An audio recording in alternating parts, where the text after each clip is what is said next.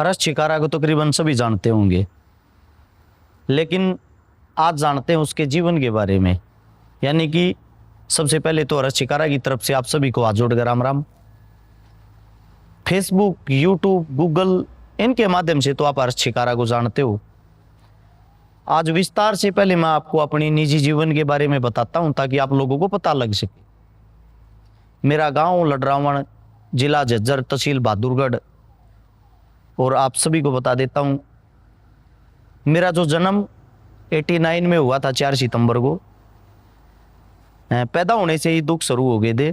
सबसे पहली चीज तो ये है, बच्चा जब पैदा होता है तो पूरा 9 महीने का होता है। मैं 8 महीने का हुआ था, 8वां सा जिसको बोलते हैं अपनी हरियाणवी भाषा में। और जो 8वां सा होता है ये बताते वो बचता नहीं है, लेकिन मैं आप लोगों के सामने अपना जीवन जी रहा हूं। जिस वक्त मैं पैदा हुआ मेरा वजन 750 ग्राम था। लडरावण से बवाना लगभग 12 किलोमीटर दूर है। दिल्ली में बवाना के अंदर एक हॉस्पिटल के अंदर मेरा जन्म हुआ था। मेरी माँ ने काफ़ी दिक्कतों का सामना करना पड़ा था, क्योंकि मैं 4 से 5 दिन बाद पैदा हुआ था और उस टाइम पे टेक्नोलॉजी बहुत कम थी। 750 ग्राम वजन कम होने के कारण 16 दिन मेरे को शीशों के अंदर रखा, शीशा में रखे थे, उड़े दवाई दे थे। उसके बाद मैंने मेरे माँ मार ले गए गाँव खरर में संभालने के लिए, पालने के लिए, क्योंकि मेरी माँ मेरे मामा की ज़्यादा लाडली थी। मेरे मामा के मैं वहाँ पर 5 साल तक रहा कंटिन्यू। 5 साल के बाद मैं मेरे घर, मेरे गांव में आया। और माँ का दूध मैंने बचपन से ही नहीं पिया, क्योंकि बच्चा था जब मामा घर आया। 5 साल का पूरा होने के बाद घर आया तो उसके बाद माँ का जो प्यार होता है, प्रेम होता है, वो भी मेरे को ज़्यादा नहीं मिल पाया। क्योंकि 1997 में 11 महीने की 2 तारीख एतवार का दिन सुबह 6 का टाइम एक ऐसा हादसा हो गया जिसने मेरे से मेरी माँ को छीन लिया। मेरे दादा थे। मेरे दादा पहले फौज में थे, फौज के बाद पंजाब पुलिस में थे, फिर हरियाणा पुलिस में थे। 1997 के अंदर ही मेरे दादा रिटायर आए थे। तो जब मेरे दादा रिटायर आए थे तो मेरे दादा बहुत ज़्यादा शराब पिया करते, पहले से ही ड्यूटी पे थे तब भी और बाद में भी शराब के काफ़ी आदी थे। मतलब इतने आदी थे, इतनी नौकरी करने के बाद भी, आने के बाद, रिटायर आने के बाद मेरे दादा ने अपना एक किला बेचा था। 4 किले हमारा बाटा आया करते।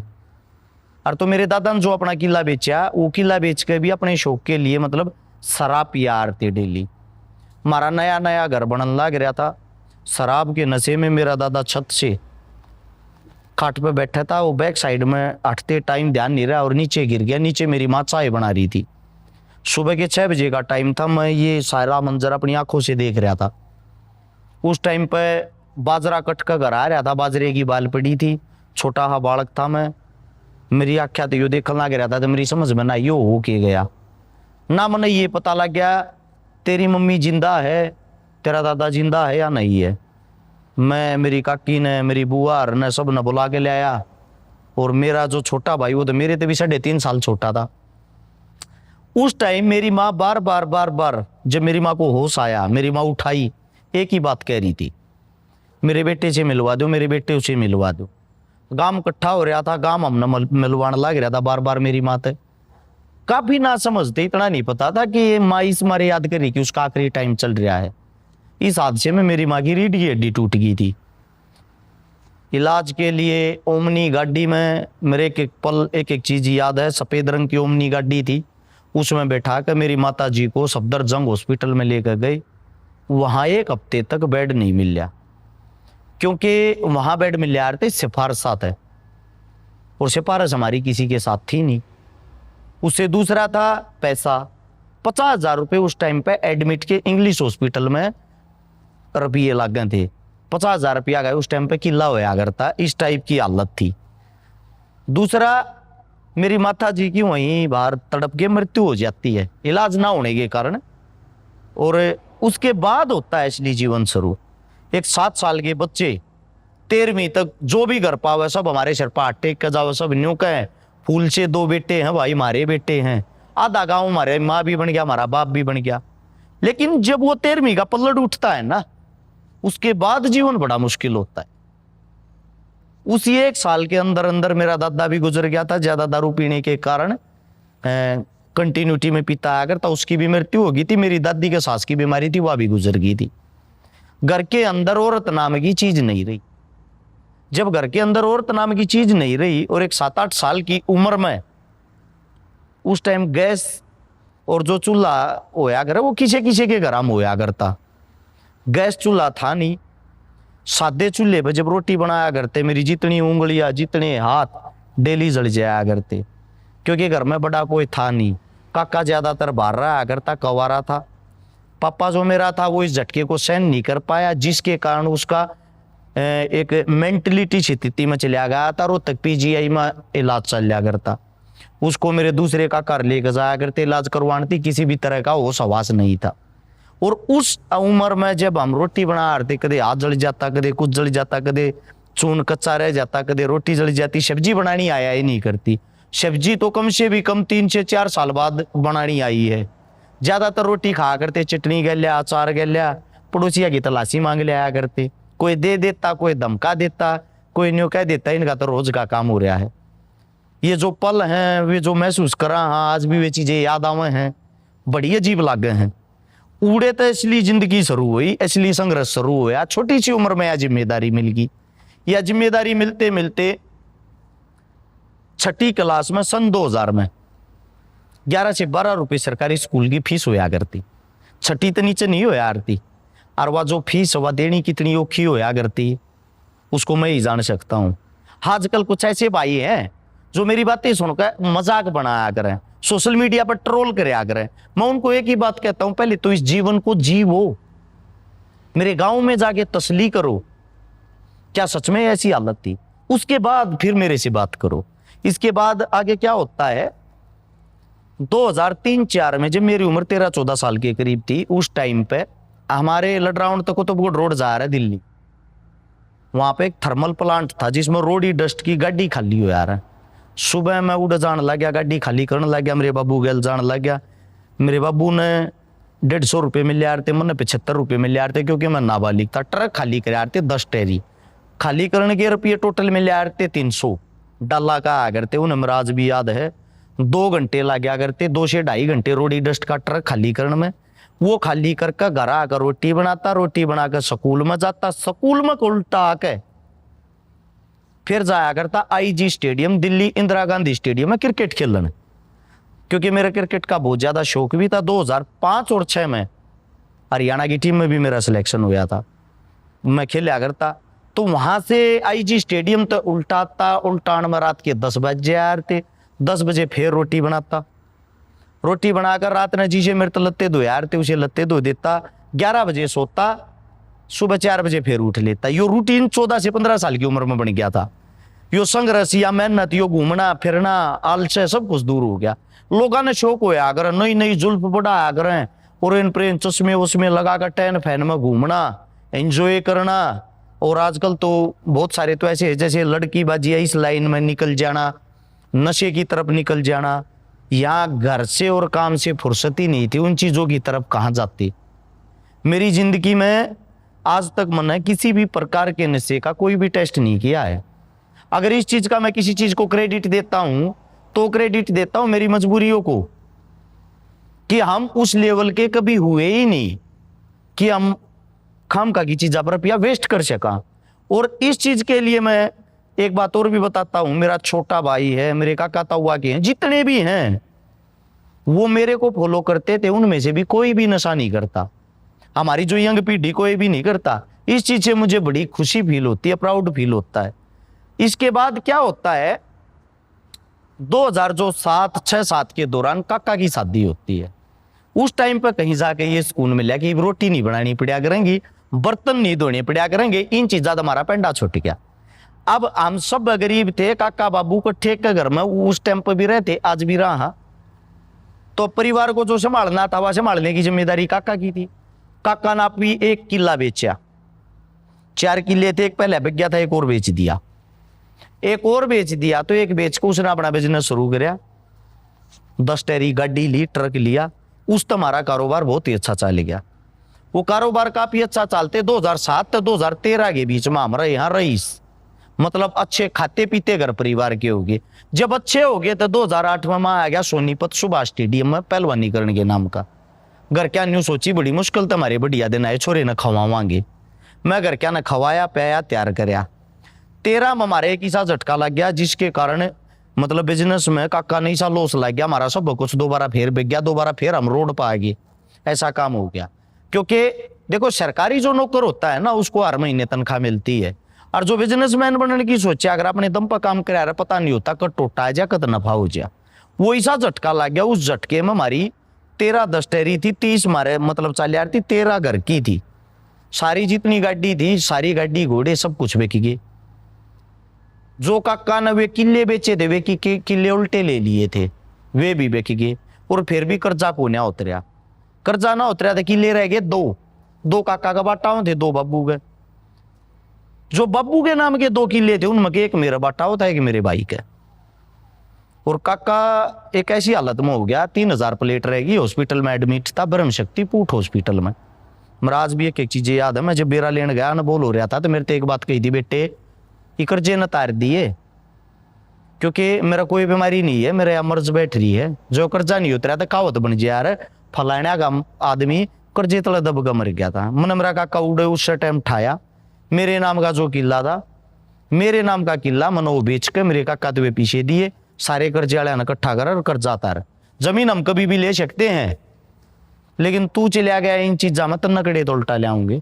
तो मेरे नाम का जो किला था वो काका दे दिया। उसके बाद जो मेरा बट्टा है जो क्या करे मैं क्या करूं, मेरे ना खुद भी बट्टा आता, मेरे जो मकान बट्टा आया करता वो मैंने बना के मेरे भाई थी दे दिया क्योंकि वो मेरे तो छोटा है, उसको संभालना मेरी ये जिम्मेदारी बने है। एक माँ का हम पैदा हो रहे हैं।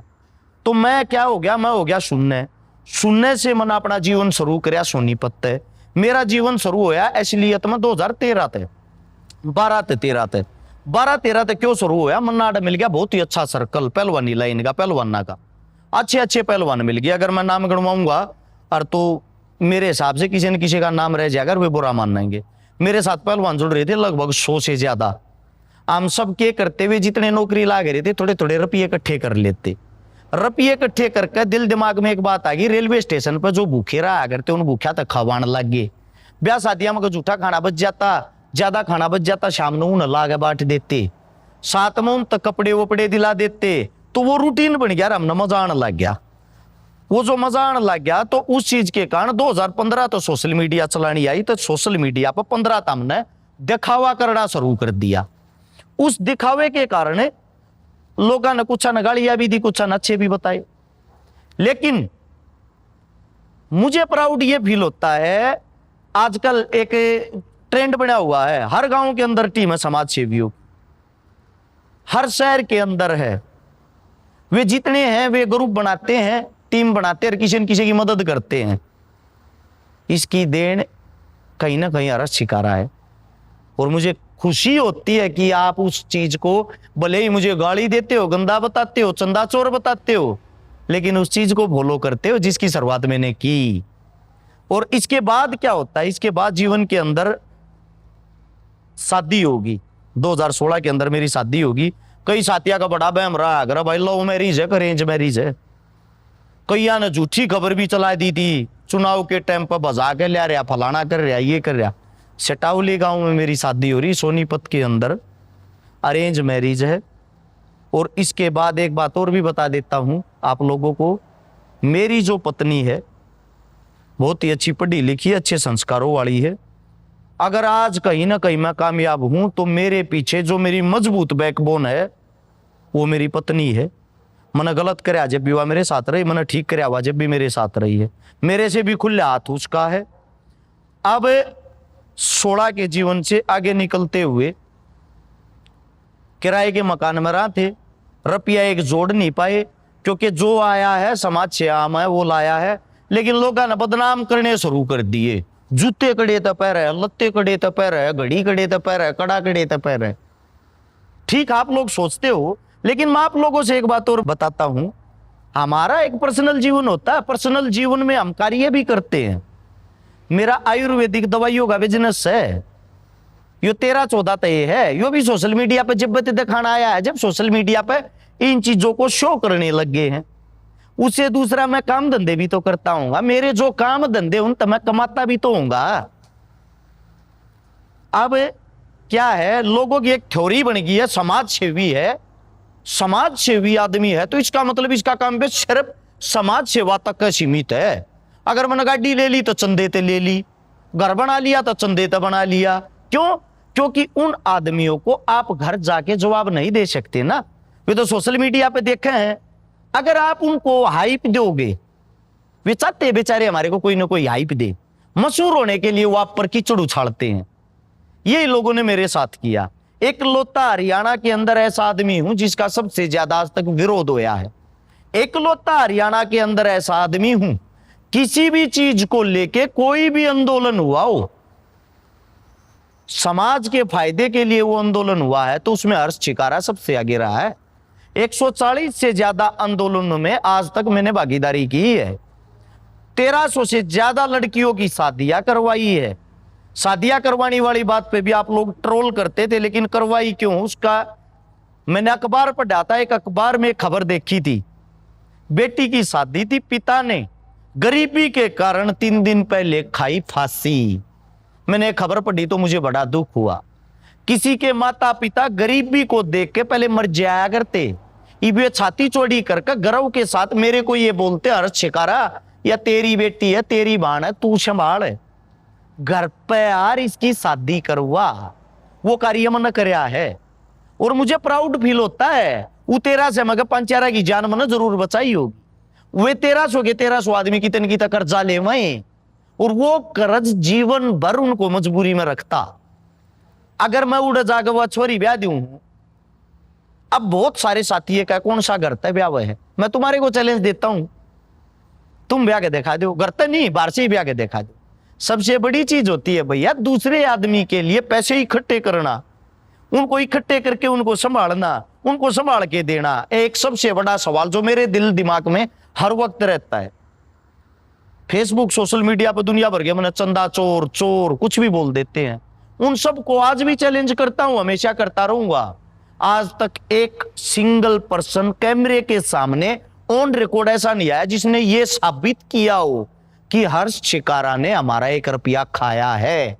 जिस दिन अगर कोई साबित कर देगा उस दिन हर्ष छिकारा सोशल मीडिया पे आना बंद कर देगा, गारंटी है इस बात की। किसी की हिम्मत हो चैलेंज को एक्सेप्ट करो। हाँ वो सही आप लोगों का कार्य है कि आप लोग मेरे को गालियां दे दे के, मेरे को कुछ भी बोल बोल के फेमस जो होते अपने फॉलोवर जो बढ़ाते, वो आप लोगों का काम है। लेकिन सबसे पहले मेरे जितना संघर्ष करके दिखाओ। मैं संघर्ष करके कहां पहुंचा हूं। मैंने लगभग 5000 रुपये परिवार बसाए हैं जिनके घर में पीने के लिए पानी का मटका तक नहीं था। पागल होके लगा रहा हूं मैं समाज सेवा में, पागल होके दिन रात सुबह शाम अपने परिवार को छोड़ के। एमपी तक भी मैं, एक परिवार था किसान का जिन पे लाठियां बरस रही थी, वहां तक भी जाके मैं सेवा करके आया हूं। और वो भी किस टाइम? कोविड के टाइम पे, कोरोना के टाइम पे, जब तुम बीमारियां तो लौक रहे थे ना, उस टाइम पर मैंने कई लाखों आदमियों को तो खाना खिलाया था। हजारों आदमियों को सिलेंडर बांटे थे, ऑक्सीजन की कमी हुई, हजारों आदमियों को ब्लड डोनेशन दिवाया था, हजारों आदमियों को एडमिट कराया था भाई साहब। और तो और क्या बताऊं, राजस्थान के अंदर फरीदाबाद से एक माता जी की लाश तक पहुंचाई थी। तो कुछ काम ऐसे होते हैं आप कैमरे पे देख के खाली मजाक बना सकते हो, उस जीवन को जी के देखो। 12 से लेके 25 आ गया, 13 साल हर छिकारा उसी जगह पे खड़ा, वही सवाल है वही जवाब है। अब उसके बाद एक और मन में ख्याल आया कि भाई सब चुनाव लड़ने लग रहे, क्यों ना हम लड़ ले।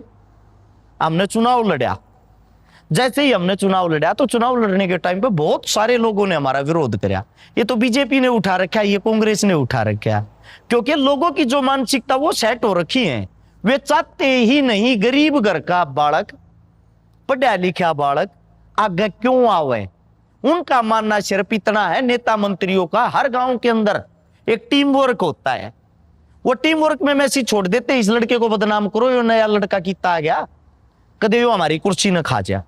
इस चक्रों में फिर वो हमारे बारे में अनाप शनाप बोलने लग जाते। आम जनता को फिर यही लगता है ये पक्का किसी ने उठा रखा होगा। बहुत सारे लोगों ने ये कहा बीजेपी ने उठा रखा, 5 करोड़ 10 करोड़ 20 करोड़ रुपए दे रखे होंगे।